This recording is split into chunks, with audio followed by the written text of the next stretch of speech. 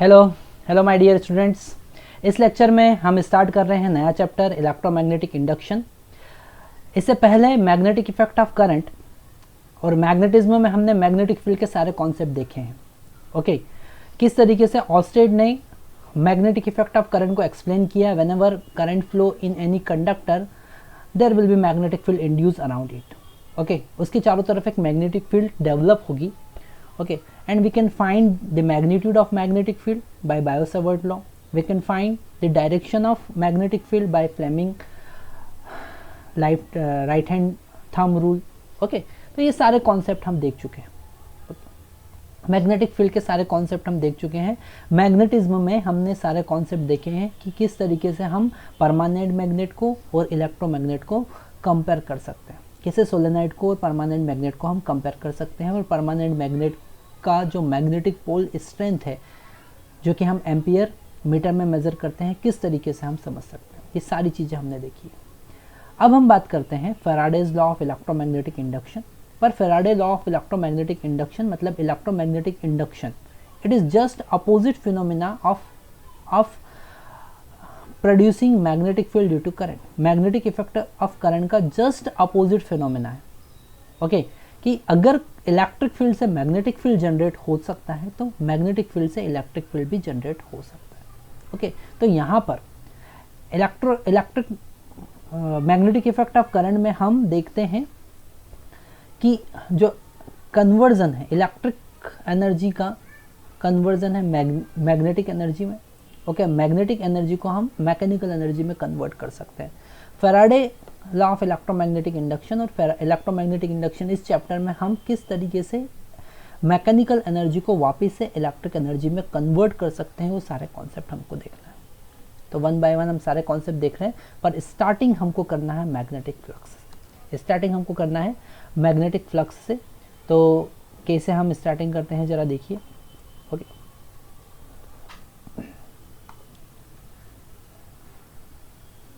Starting हमको करना है मैग्नेटिक फ्लक्स से। ओके,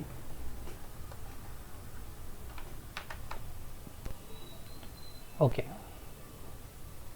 तो फर्स्ट टॉपिक है इसका मैग्नेटिक फ्लक्स। फर्स्ट टॉपिक है मैग्नेटिक फ्लक्स। ओके, जब तक आप मैग्नेटिक फ्लक्स के कॉन्सेप्ट को नहीं समझोगे तब तक आप इलेक्ट्रोमैग्नेटिक इंडक्शन का कोई कॉन्सेप्ट नहीं समझ सकते। अब मैग्नेटिक फ्लक्स को कैसे डिफाइन करते हैं, तो थ्योरेटिकली हम डिफाइन कर सकते हैं कि number of electric line of force, magnetic line of force, number of, क्योंकि इलेक्ट्रिक फ्लक्स भी होता है ऐसे मैग्नेटिक फ्लक्स, तो number of magnetic line of force, lines of force passing through any area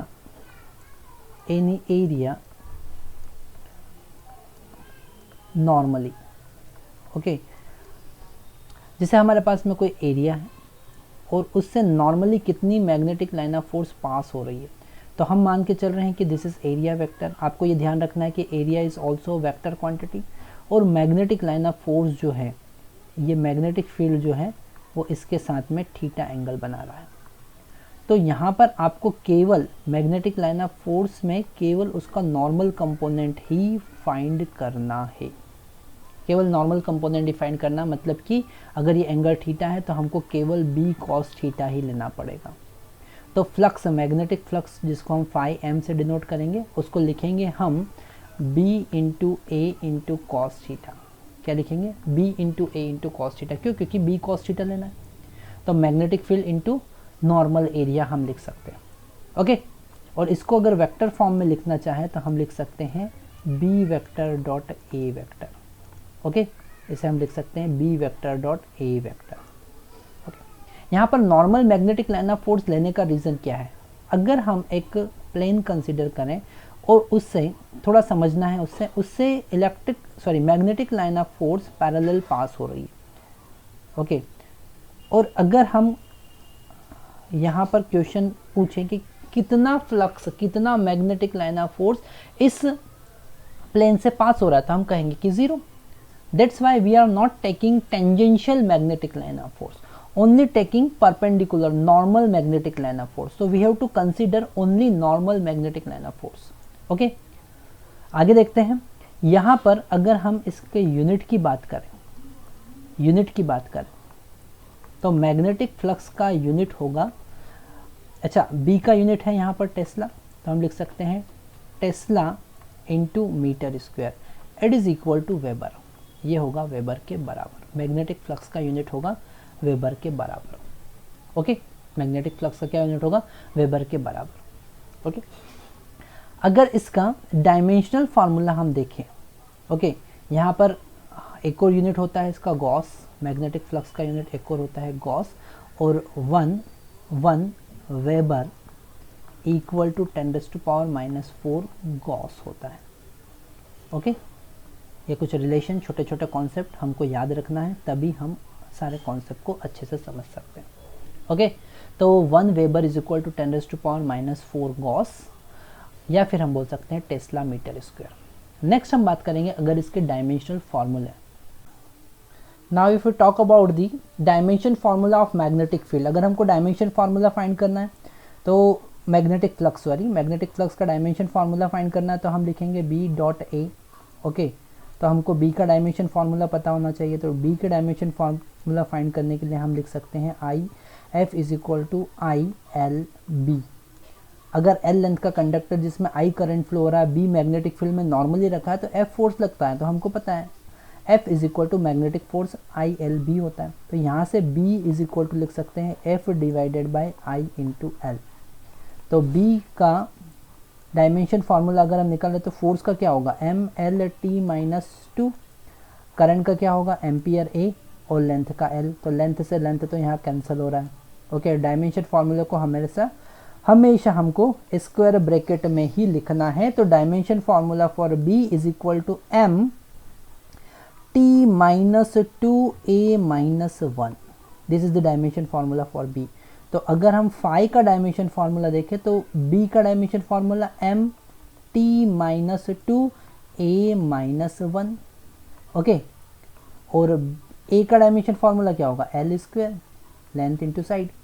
okay, length into width, तो L square. तो हमको अब मिला ML स्क्वायर T-2A-1. यहाँ से फ्लक्स का डायमेंशन फार्मूला हमको मिलता है. This is the dimension formula for the magnetic flux. मतलब मैग्नेटिक फ्लक्स एक टाइप का एनर्जी है.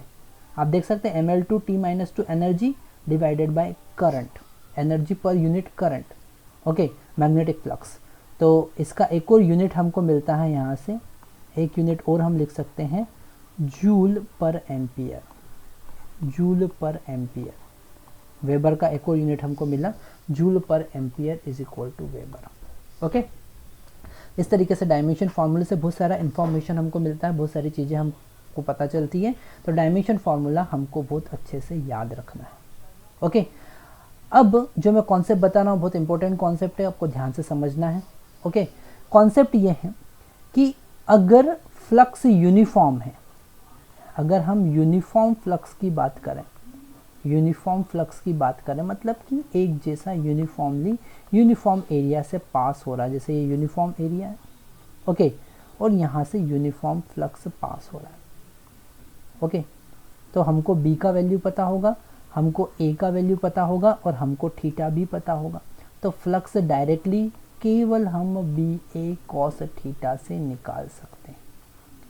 ओके, BA cos थीटा से हम फ्लक्स निकाल सकते हैं.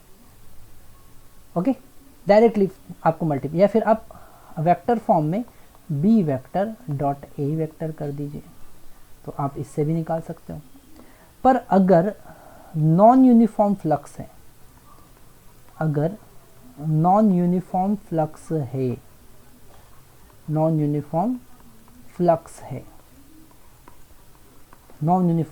तो क्या होगा? ओके, यूनिफॉर्म फ्लक्स है तो हमने देखा, नॉन यूनिफॉर्म फ्लक्स है तो हमको इंटीग्रेट करना पड़ेगा. जैसे कि कोई ये नॉन यूनिफॉर्म कोई सरफेस है. ओके, नॉन यूनिफॉर्म सरफेस है, और यहाँ से मैग्नेटिक लाइन ऑफ फोर्स ऐसे नॉन यूनिफॉर्मली पास हो रही है. तो हम क्या करेंगे? हम इंटीग्रेट करेंगे. ओके, हम इंटीग्रेट करेंगे, हम फ्लक्स फाइंड करने के लिए सरफेस पर इंटीग्रेट करेंगे बी को। ओके, इस तरीके से हम मैग्नेटिक फ्लक्स फाइंड कर सकते हैं। ओके, मैग्नेटिक फ्लक्स फाइंड कर सकते हैं। और सबसे इंपॉर्टेंट कॉन्सेप्ट, थर्ड कॉन्सेप्ट जो मैं आपको बता रहा हूँ, बहुत इंपॉर्टेंट कॉन्सेप्ट है, flux passing through any close surface. Flux passing through, flux passing through any closed surface, बहुत इंपॉर्टेंट कॉन्सेप्ट मैं बता रहा हूँ। क्लोज्ड सरफेस, अगर सरफेस क्लोज्ड है तो हमको पता है मैग्नेटिक लाइन ऑफ फोर्स तो क्लोज कर्व बनाती है, तो क्लोज सरफेस से फ्लक्स कितना पास होगा, जैसे कोई क्लोज सरफेस है ना, यहाँ पर बाकी का मैं यहाँ लिख देता हूँ, ठीक है। अगर अपने पास में कोई क्लोज सरफेस है, ठीक है, कोई क्लोज सरफेस है, ओके, और यहाँ पर अगर मैग्नेटिक लाइन ऑफ फोर्स जितना एग्जिट कर रहा है, मैग्नेटिक लाइन ऑफ फोर्स जितना एग्जिट कर रहा है उतना ही इंटर भी करेगा, क्योंकि magnetic line of force close curve बनाती है। ये मैग्नेटिक लाइन ऑफ फोर्स क्या, क्लोज कर्व बनाएंगे। ओके, ऐसे क्लोज कर्व बनाएंगे। ओके, तो total flux passing from the close surface is equal to 0। ये हम कॉन्सेप्ट लिख सकते हैं। क्या लिखेंगे, total magnetic flux, total magnetic flux, इसे हम नेक्स्ट पेज पे लिख देते हैं, पूरा हम नेक्स्ट पेज पे लेके जाते हैं। यहाँ से इसको नेक्स्ट पेज पे पेस्ट कर लेते हैं। ओके, ये वाला डायग्राम भी हम नेक्स्ट पेज पे ले जाते हैं, तो आपको नोट्स बनाने में भी बहुत इजी रहेगा।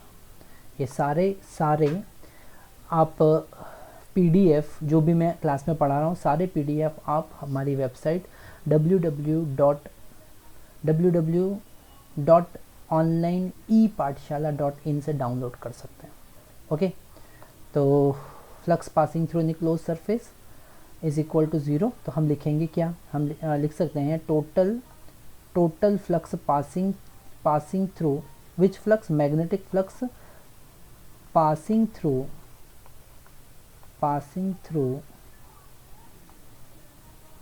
any closed surface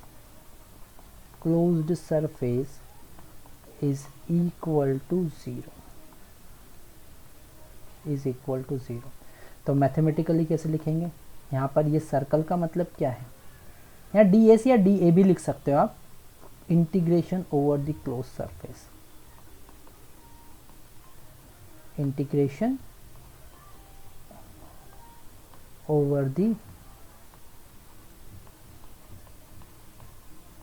closed surface which is equal to 0, and it is defined as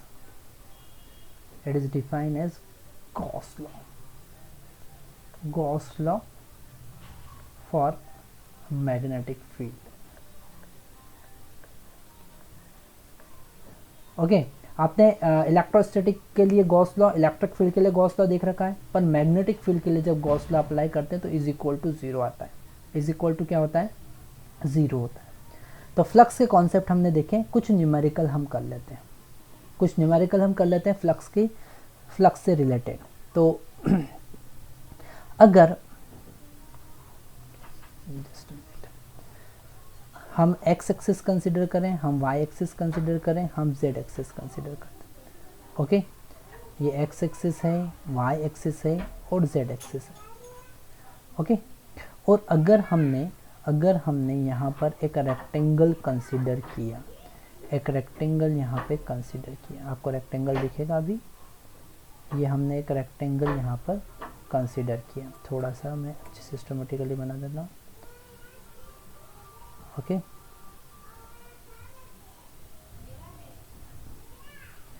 एक रेक्टेंगल हमने यहाँ कंसिडर किया, उसका जो लेंथ है यहाँ से यहाँ तक का वो है 20 सेंटीमीटर, और हाइट जो है वो है 10 centimetre.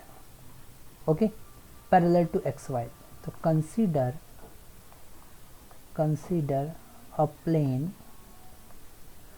Of 20 centimetre cross 10 centimetre parallel to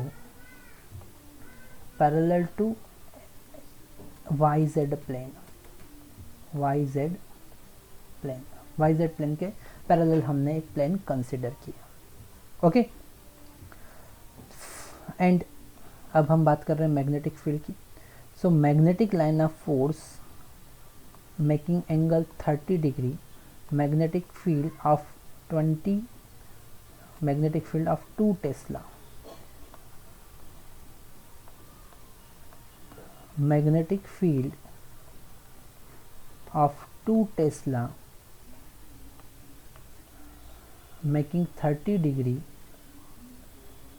with x-axis as shown in figure. Find magnetic flux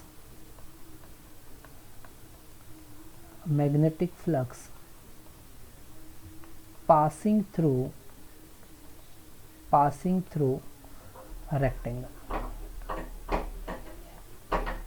तो हमको पता है यहाँ पर एरिया कितना है, 20 इंटू 10 10⁻⁻⁴, क्योंकि मीटर में कन्वर्ट करना है तो मीटर स्क्वायर, इसको भी सेंटीमीटर से मीटर, इसको भी सेंटीमीटर 10⁻⁻⁴। बी यहाँ पर गिवन है, बी का वैल्यू कितना गिवन है, बी का वैल्यू यहाँ पर गिवन है 2 टेस्ला, और थीटा यहाँ पर गिवन है 30 डिग्री।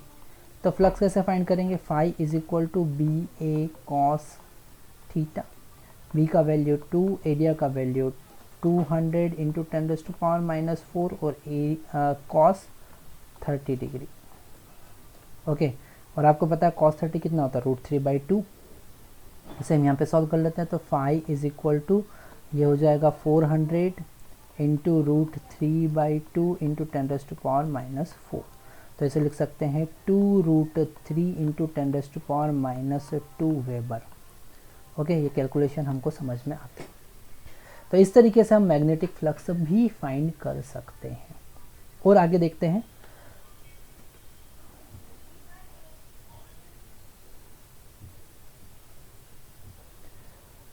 यहाँ पर बाकी का हम नेक्स्ट लेक्चर में कवर करते हैं। ओके, नेक्स्ट लेक्चर में हम इससे रिलेटेड न्यूमेरिकल्स देखेंगे और थोड़े से अच्छे क्वेश्चंस देखेंगे। ओके, अभी के लिए अलविदा दोस्तों, फिर मिलते हैं नेक्स्ट लेक्चर में मैग्नेटिक फ्लक्स और Faraday law of electromagnetic induction के साथ। Thank you very much.